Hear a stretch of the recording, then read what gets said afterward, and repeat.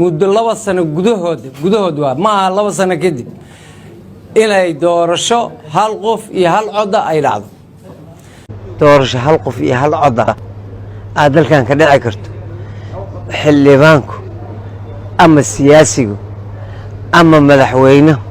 ama ra'iisul wasaaruhu ku fikira been loo dad baa la booday arintaas ayada ah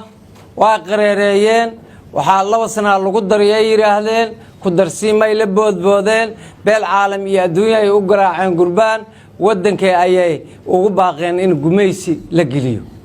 been in loo sheego qaranka Soomaaliyeed shacabka Soomaaliyeed been in loo sheego sax ma doorasho hal qof iyo hal cod ah meesha laga qabanayo meel madaxtooyada irdeeda la isku tooganayo meesha laga qabanayo xagee ku taala waxaan jihaynay doorashadii halka qof iyo halka codeed muwaadiniinta Soomaaliyeed ayaa barna ha codeeyana aheed barna ha iska joogaanay hadda Soomaaliya way simad qof kasto muwaadin ah uu codeyna shacabka ii soo baxay waa kee hoteeladii lagu ammaan ilaa shacabka soo baxaya waa oo doorasho soo aaday oo fiilo galay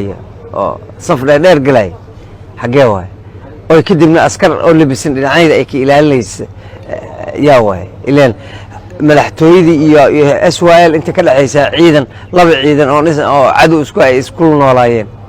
runta ma ka hadalno dalkan doorasho hal qof iyo hal cod kama dhici karto